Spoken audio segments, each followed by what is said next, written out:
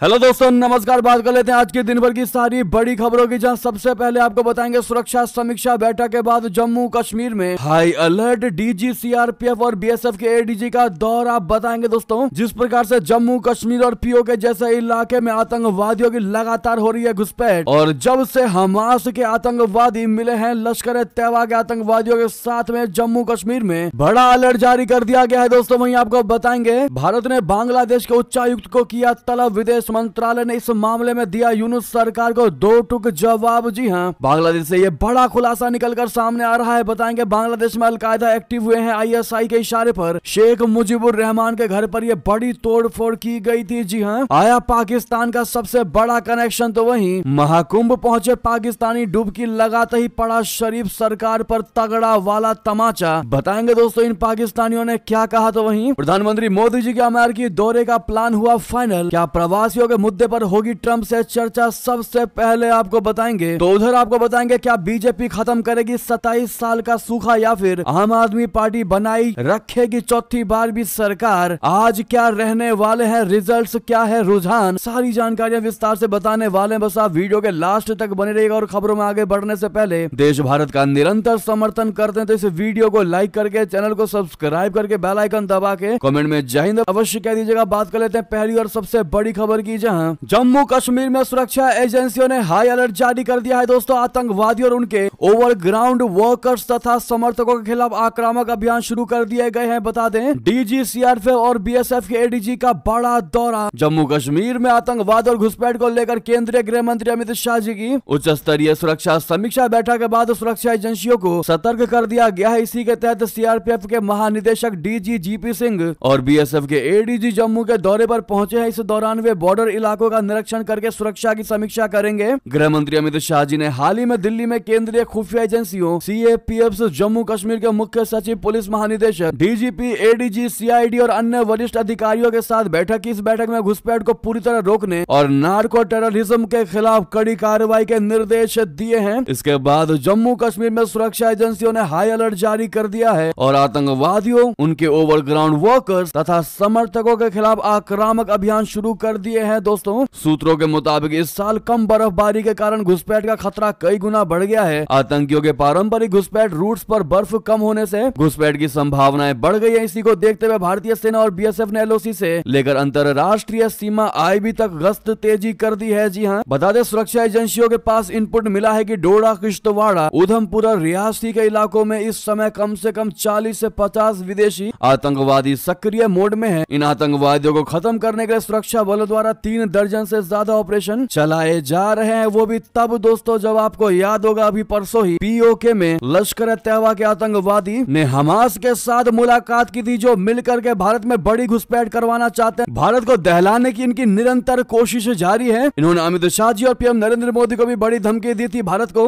हिलाने की, जिसके बाद से भारत की मोदी सरकार एक्टिव हुई, जिन्होंने सुरक्षा की समीक्षा की। आपको बता दें हाल ही में एलओसी पर आर्मी की बड़ी कार्रवाई में 7 पाकिस्तानी घुसपैठियों को ढेर किया गया, जिसमें पाकिस्तान की तरफ से बैट आतंकवादी भी शामिल थे, यानी कि पाकिस्तान की बॉर्डर एक्शन टीम भी शामिल थी। बॉर्डर एक्शन टीम विशेष रूप से सीमा पार हमलों के लिए बनाई गई एक इकाई है। सेना ने घात लगाकर इस हमले को नाकाम कर दिया और लगातार इन आतंकवादियों के खिलाफ अलर्ट मोड पर बॉर्डर पर तैनात है अपने जवान। दोस्तों ऐसे में आपकी जो भी राय हो कमेंट में लिखकर अवश्य बताइएगा। सामने लाइक का बटन अपने भारतीय सेनाओं के लिए एक लाइक जरूर कर दिएगा दोस्तों इस वीडियो को। तो वहीं आपको बता दें भारत ने बांग्लादेश के उच्चायुक्त को किया तलब। विदेश मंत्रालय ने इस मामले में दिया यूनुस सरकार को दो टूक जवाब। जी हां, भारत ने बांग्लादेश के उच्चायुक्त मोहम्मद नूरुल इस्लाम को तलब किया। बांग्लादेश के आंतरिक मामलों के लिए भारत के खिलाफ बयानबाजी के मुद्दे को लेकर उन्हें बुलाया गया। विदेश मंत्रालय के प्रवक्ता रणधीर जायसवाल ने बताया कि 7 फरवरी 2025 को शाम 5 बजे उन्हें बुलाया गया था। उन्हें यह बताया गया कि भारत बांग्लादेश के साथ सकारात्मक, रचनात्मक और पारस्परिक रूप से लाभकारी संबंध चाहता है, जिसे हाल की उच्च स्तरीय बैठकों में कई बार दोहराया गया है। भारत सरकार ने कहा कि वो माहौल को खराब करना बंद करें और बांग्लादेश की अपदस्थ प्रधानमंत्री शेख हसीना द्वारा भारत में की गई टिप्पणियों को नई दिल्ली के रुख से जोड़कर द्विपक्षीय संबंधों के बारे में नकारात्मकता फैलाना बंद करें। यानी कि दोस्तों बांग्लादेश शेख हसीना के बयान पर रोक लगाने की कर रहा था मांग, तो भारत ने लगा दी इसको लताड़, ये कहते हुए। तो वहीं दोस्तों एक नया और बड़ा खुलासा निकलकर सामने आया है बांग्लादेश से कि शेख मुजीबुर रहमान के घर पर जो बड़ी तोड़फोड़ की गई वो बांग्लादेश में आईएसआई के इशारे पर की गई। जी हाँ, बांग्लादेश में अल-कायदा ग्रुप एक्टिव है, ये सबसे बड़ी रिपोर्ट निकलकर सामने आई है। बड़ा दावा किया गया है। बता दें, बांग्लादेश के संस्थापक बंगबंधु शेख मुजीबुर रहमान के घर को बुलडोजर से ध्वस्त कर दिया गया। उनके घर में अभी भी लूटपाट जारी है। शेख मुजीबुर रहमान के घर को ध्वस्त करने के पीछे बांग्लादेश का मुस्लिम कट्टरपंथी और आतंकवादी संगठन है। जी हाँ, अल-कायदा, हिज्ब उत तहरीर और अंसार इस्लाम जैसे आतंकवादी संगठन बांग्लादेश में अशांति के पीछे। इन आतंकवादी संगठनों को पाकिस्तान की खुफिया एजेंसी ISI मदद कर रही है। एक खुफिया रिपोर्ट में इसका सबसे बड़ा खुलासा हुआ है। जी हाँ, जिसने भारत को भी वाकई में चौंका कर रख दिया है कि ये आतंकवादी ग्रुप अब बांग्लादेश के अंदर भी चीजों का अंजाम दे रहे हैं, जो भारत के लिए बहुत बड़ा खतरा है दोस्तों। क्योंकि हाल ही में मोहम्मद यूनुस की पाकिस्तान के साथ में रिश्ते बेहतर हुए हैं, जो एक तरीके से आप कह सकते हैं कि भारत में आतंकवादियों को घुसपैठ करवाने में बाईपास की तरह पाकिस्तान बांग्लादेश का करेगा इस्तेमाल, जिसने भारत की मोदी सरकार की चिंता बढ़ा दी है। आप कह सकते हैं कि थोड़ा सा जोर और डालना पड़ेगा अपने भारत को इन आतंकवादियों के खात्मे के लिए। और जिस प्रकार से दोस्तों संत से लेकर एक्ट्रेस तक की गिरफ्तारी की गई है बांग्लादेश में, उससे क्लियर समझ में आता है कि बांग्लादेश में अगर किसी ने भी यूनुस सरकार के खिलाफ आवाज उठाई तो उसको जेल का ही सहारा लेना पड़ेगा। जी हाँ, कल की ही बात है जहां 2 बांग्लादेशी अभिनेत्रियों को गिरफ्तार किया गया है, जो कि शेख हसीना की समर्थक मानी जाती है, जिनमें से एक का नाम है अभिनेत्री सुहाना, जिनको पूछताछ के लिए डिटेक्टिव ब्रांच कार्यालय लेकर जाया गया। और उससे कुछ समय पहले अभिनेत्री और निर्देशक मेहर अफरोज शॉन को भी ढाका के धानमंडी इलाके से हिरासत में लिया गया। तो वहीं आपको बड़ी खबर बता दें, जहां पर महाकुंभ पहुंचे पाकिस्तानी डुबकी लगाते ही पड़ा शरीफ सरकार पर बड़ा तमाचा। आखिर क्या कहा उन्होंने, ऐसा बता दें। प्रयागराज के महाकुंभ में आस्था की डुबकी लगाने आए पाकिस्तानी हिंदुओं ने अपने PM शहबाज शरीफ के सीने पर बुलडोजर चला दिया। जो हिंदू पाकिस्तान में दमन से परेशान है, वो संगम तट पर स्नान का मौका मिलने से अपने जीवन को धन्य मान रहे हैं। वहीं भारत देश में सनातनियों का सम्मान देखकर पाकिस्तानी हिंदुओं का अपने मुल्क लौटने का मन नहीं कर रहा है। कुंभ की धरती से पाकिस्तानी हिंदुओं ने शहबाज शरीफ की सरकार को झन्नाटेदार थप्पड़ मारा है। दरअसल जिस पाकिस्तान में हिंदुओं को हर दिन टॉर्चर किया जाता है, वहां से आए हिंदू वापस सीमा पार नहीं जाना चाहते, लेकिन साहब मजबूरी है, इसीलिए जाना तो पड़ेगा ही, क्योंकि उनका सब कुछ यानी सारा स्टेक और पुरखों की थाती तत्कालीन अखंड भारत लेकिन फिलहाल पाकिस्तान में है। पाकिस्तान से 68 हिंदुओं का एक जत्था प्रयागराज आया। उनके हर एक बयान में बॉर्डर पार की हेट स्टोरी सामने आ रही है, और यही वजह है कि महाकुंभ में आकर सीमा पार के सनातनी खुद को धन्य महसूस कर रहे हैं। वहीं अपने ही मुल्क में जान का खतरा होने के बावजूद पाकिस्तानी हिंदू यहाँ से अभय का वरदान लेने की प्रार्थना कर रहे हैं। जी हाँ, यहाँ तक कि उन्होंने पोल खोलकर रख दिए कि पाकिस्तान में कैसे कट्टरपंथियों के द्वारा हिंदू और उनके मंदिर दोनों खतरे में है, यानी कि कट्टरपंथियों के टारगेट पर हिंदू और उनके मंदिर हैं। कई ऐसे इलाके हैं जहाँ हिंदुओं को मंदिर जाने तक की इजाजत नहीं मिलती है। जी हाँ, अब ऐसे में महाकुंभ में आकर के इन पाकिस्तानी हिंदुओं ने शहबाज शरीफ की पोल खोलकर रख दी है। दोस्त ऐसे में महाकुंभ में आए इन पाकिस्तानियों के लिए आपकी क्या राय है, कमेंट में अवश्य बताइएगा। दोस्तों वहीं आपको अगली खबर और बड़ी खबर बता दें, प्रधानमंत्री मोदी जी के अमेरिकी दौरे का प्लान हो गया फाइनल। क्या प्रवासियों के मुद्दे पर भी होगी ट्रंप के साथ चर्चा या नहीं, आपको बता दें प्रधानमंत्री नरेंद्र मोदी जी का अमेरिका दौरे की अटकलों से इतर उनका ऑफिशियल प्लान सामने आ गया है। विदेश मंत्रालय ने प्रधानमंत्री के अमेरिका दौरे की पुष्टि करते हुए जानकारी साझा की है। अमेरिका यात्रा को लेकर विदेश सचिव विक्रम मिस्त्री ने कहा कि अमेरिकी राष्ट्रपति डोनाल्ड ट्रंप के आमंत्रण पर प्रधानमंत्री मोदी 12 और 13 फरवरी को अमेरिका की आधिकारिक यात्रा पर होंगे। ट्रंप के दूसरे राष्ट्रपति कार्यकाल के लिए शपथ लेने के बाद ये प्रधानमंत्री मोदी की अमेरिका की पहली यात्रा होगी। विक्रम मिस्त्री ने कहा कि प्रधानमंत्री मोदी अमेरिकी राष्ट्रपति ट्रंप की शपथ ग्रहण के बाद अमेरिका का दौरा करने वाले चंद पहले वैश्विक नेताओं में से होंगे, और अमेरिका से न्योता आना यह दिखाता है कि एक अहम देश के प्रधानमंत्री को आमंत्रित किया गया है। नए प्रशासन के कार्यभार संभालने के बमुश्किल 3 सप्ताह के भीतर ही अमेरिका की यात्रा करना भारत अमेरिका की अहम साझेदारी के महत्व को दर्शाता है, और ये उस द्विदलीय समर्थन को भी दर्शाता है जो इस साझेदारी को अमेरिका में पसंद करते हैं। दोस्तों जैसा कि आपको पता है, देश में बीते 48 घंटों से अमेरिका से हथकड़ी बांधकर भारत लाए गए लोगों की चर्चा हो रही है। डंकी मारकर अमेरिका से लौटे लोगों की कहानियां हैरान कर रही हैं। इस बीच प्रधानमंत्री मोदी का अमेरिका दौरे की जानकारी सामने आई तो यह सवाल उठने लगा कि क्या भारत की सरकार डोनाल्ड ट्रंप के सामने इन अप्रवासियों के मुद्दे पर बात करेगी। भारत के अवैध प्रवासियों और प्रवासियों के साथ अमेरिका में हुए अमानवीय व्यवहार और जेनेवा कन्वेंशन की चर्चाओं के बीच माना यह जा रहा है कि भविष्य में अप्रवासियों की डिपोर्ट करते समय अमेरिकी सरकार ऐसा घृणित बर्ताव नहीं करेगी। दोस्तों आपको बता दें, एक बड़ी खबर और निकलकर सामने आई है इन अप्रवासियों को लेकर। अब अमेरिका से 487 और अवैध भारतीय प्रवासियों को किया जाएगा डिपोर्ट। दुर्व्यवहार दुर्व्यवहार को लेकर भारत ने चिंता जताई है। दरअसल अमेरिका ने 104 भारतीयों के बाद अब 487 और भारतीयों को डिपोर्ट करने की तैयारी कर ली है। इसी बीच भारत ने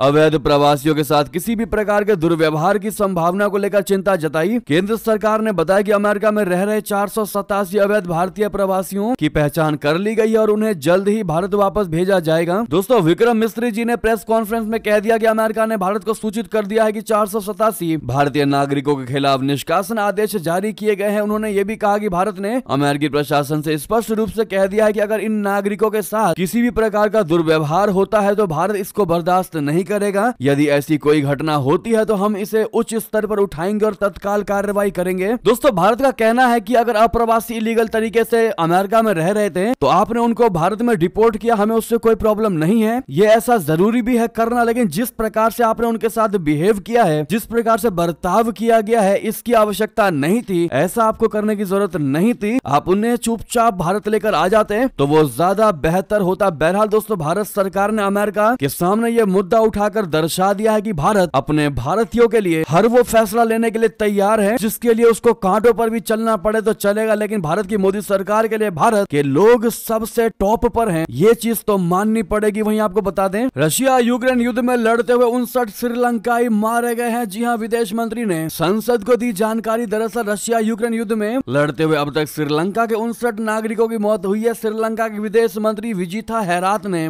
शुक्रवार को संसद में इसकी जानकारी दी। उन्होंने संसद को बताया कि यूक्रेन युद्ध में रूस के लिए लड़ते हुए 554 श्रीलंकाई लोगों में से कम 59 मारे गए हैं। इस सभी को रशिया सैन्य सेवा के लिए भर्ती किया गया था। श्रीलंका के विदेश मंत्री विजिथा हेरात ने कहा कि इस साल 20 जनवरी तक प्राप्त जानकारी के मुताबिक 554 लोगों को रूसी सैन्य सेवा के लिए भर्ती किया गया था। उन्होंने संसद में बताया कि रूस की ओर से श्रीलंकाई लोगों को जबरन भर्ती नहीं किया गया था। उन्होंने कहा कि उन्हें वापस भेजने के लिए कोलंबो और रशिया के बीच बातचीत जारी है। वहीं बता दें, जिस कोर्ट ने व्लादिमीर पुतिन के खिलाफ जारी किया था अरेस्ट वारंट, उस पर अमेरिका के राष्ट्रपति ट्रंप ने क्यों लगा दिया आखिर बैन। दरअसल अमेरिका में सत्ता पर काबिज होने के बाद से ही राष्ट्रपति डोनाल्ड ट्रंप अब तक कई चीजों पर निशाना साध चुके हैं। अब ट्रंप ने अंतरराष्ट्रीय आपराधिक कोर्ट पर भी बैन लगा दिया है, यानी इंटरनेशनल क्रिमिनल कोर्ट पर भी बैन लगा दिया है। ये वही कोर्ट है जिसने साल 2023 में रूस के राष्ट्रपति व्लादिमीर पुतिन के खिलाफ यूक्रेन वॉर को लेकर अरेस्ट वारंट जारी किया था। हालांकि ट्रंप के इस कोर्ट पर बैन लगाने के पीछे का कनेक्शन इजराइल से जुड़ा हुआ है। सबसे पहला सवाल जो इस खबर की वजह से उठता है वो ये है कि ट्रंप ने ये बैन आखिर क्यों लगाया। दरअसल ट्रंप ने ये बैन रूस के चलते नहीं लगाया, बल्कि इसका कनेक्शन इजराइल से है। डोनाल्ड ट्रंप और इजराइल के पीएम बेंजामिन नेतन्याहू काफी करीबी हैं। आईसीसी ने नेतन्याहू के खिलाफ गाजा पर हमले करने को लेकर युद्ध गतिविधियों के चलते अरेस्ट वारंट जारी किया था। हालांकि ना तो अमेरिका और ना ही इजराइल इस अदालत के सदस्य हैं और वो इसको मान्यता भी नहीं देते हैं। डोनाल्ड ट्रंप ने आईसीसी पर बैन लगाने की वजह बताते हुए कहा कि अमेरिका और हमारे करीबी सहयोगी इजराइल को निशाना बनाने वाली नाजायज और निराधार कार्रवाई में शामिल होने और नेतन्याहू और उनके पूर्व रक्षा मंत्री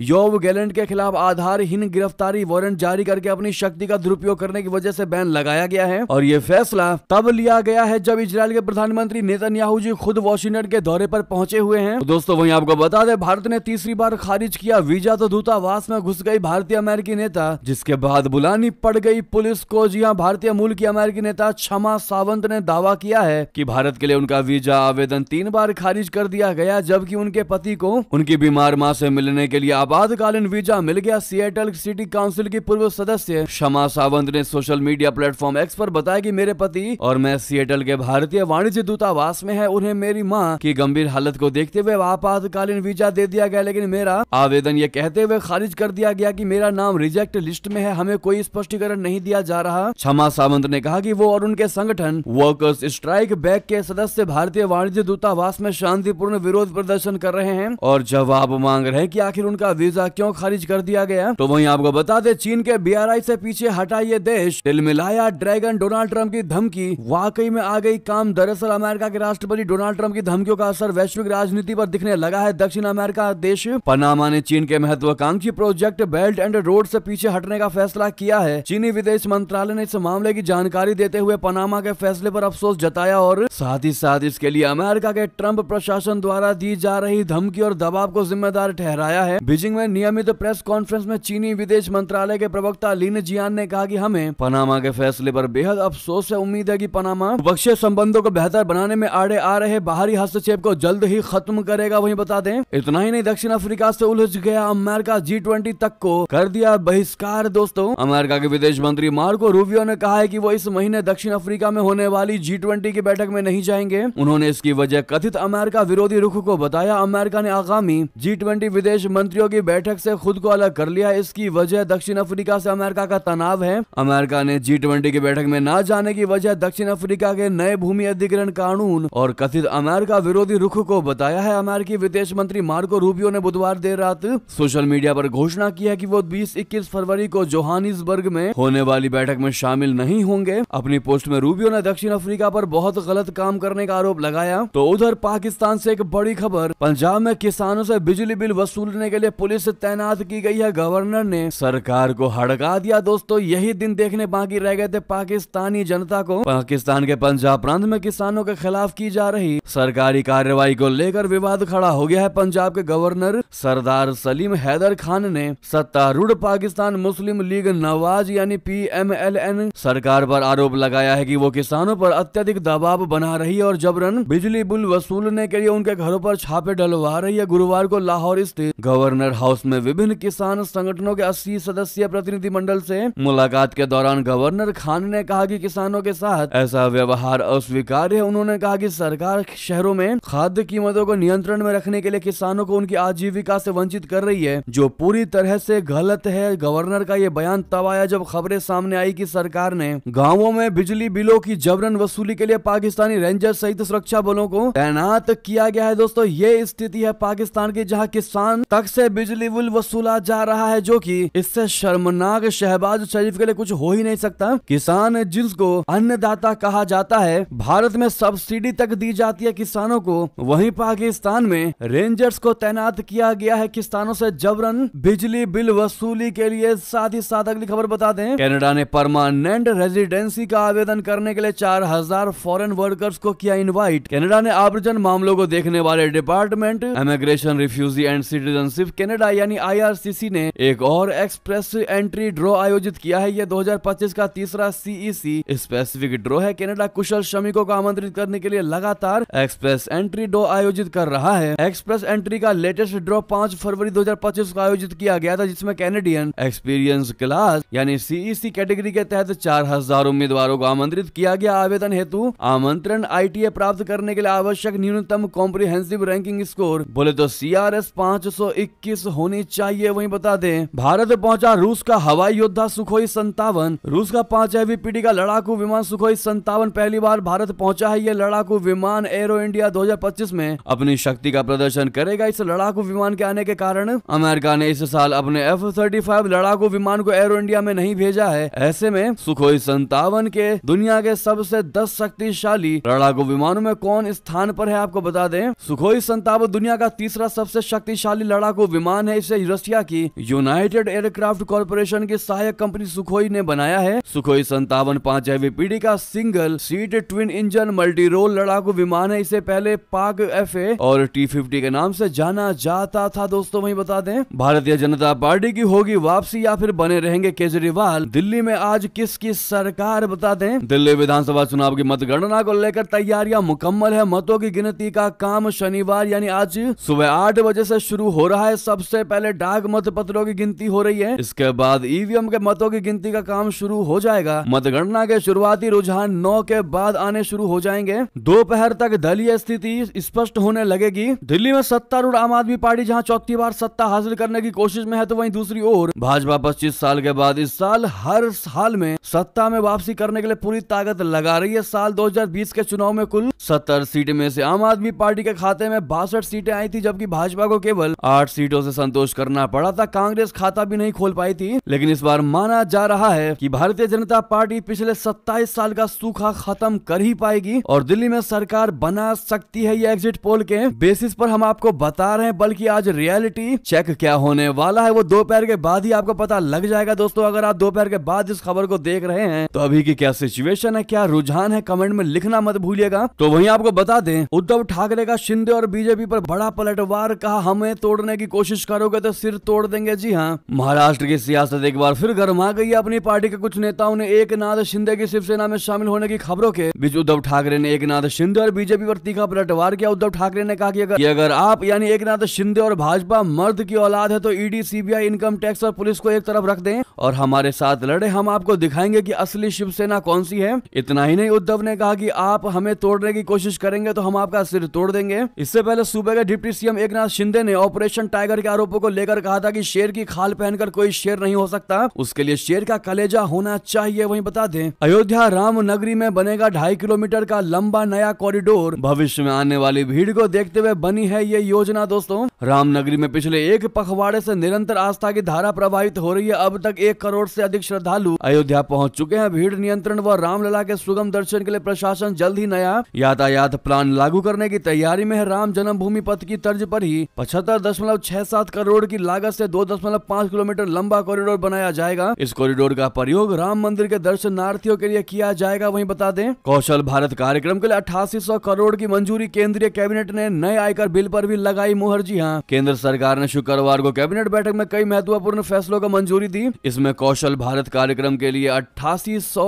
करोड़ रुपए मंजूर कर दिए हैं। इसके अलावा राष्ट्रीय सफाई कर्मचारी आयोग के कार्यकाल को 3 साल के लिए बढ़ा दिया गया है। तो वहीं दक्षिण तटीय रेलवे जोन के विकास के लिए बड़ा फैसला लिया गया है। वहीं सूत्रों ने बताया कि कैबिनेट ने नए आयकर बिल को भी मंजूरी दे दी है। टैक्स बिल को मंजूरी। यह बिल 6 दशक पुराने आईटी अधिनियम की जगह लेगा। नया बिल इनकम टैक्स से जुड़े उन सभी संशोधनों और धाराओं से मुक्त होगा जो अब प्रासंगिक नहीं है। साथ ही भाषा ऐसी होगी कि लोग इसे टैक्स एक्सपर्ट की सहायता के बिना समझ सके। इस बिल में प्रावधान और स्पष्टीकरण या कठिन वाक्य नहीं होंगे। इससे मुकदमेबाजी कम करने में भी मदद मिलेगी और इस तरह विवादित टैक्स डिमांड में भी कमी आएगी। तो वहीं दोस्तों, आपको बता दें, आरबीआई ने ब्याज घटा दिया है। आपके होम लोन की ईएमआई अब हो जाएगी और भी कम। कितना होगा फायदा, आपको बता दें, सरकार ने बजट 2025 में मिडिल क्लास को टैक्स से जुड़े कई तोहफे दिए हैं। जिसके बाद अब आरबीआई ने भी एक बहुत अच्छी खबर दी है। भारतीय रिजर्व बैंक ने 7 फरवरी 2025 को हुई मौद्रिक नीति समिति की बैठक में रेपो रेट में 0.25% यानी 25 बेसिस पॉइंट की कटौती करने का ऐलान किया है। यह कटौती लगभग 5 साल बाद की गई है। ऐसे में जरूर आपके मन में सवाल होगा कि होम लोन को लेकर किससे कितना आपको फायदा हो सकता है। तो आपको बता दें, मान लीजिए कि आपने 50 लाख रुपए का होम लोन लिया है 1 साल पहले 9% ब्याज दर पर 20 साल यानी 240 महीने के लिए, तो आपको ब्याज में 58 रुपए लाख तक चुकाने हो सकते हैं। अब अगर आरबीआई ने रेपो रेट 0.25% यानी 25 बेसिस पॉइंट घटा दिया, तो अगर आपका बैंक भी ब्याज दर घटा देता है तो आपकी नई ब्याज दर 8.75% हो जाएगी। तो आप ये कह सकते हैं कि आपको 4.4 लाख की ब्याज बचत होगी, जो वाकई में लोगों के लिए बहुत बड़ी और कल्याणकारी ये फैसले लिए गए हैं। दोस्तों, इसी बीच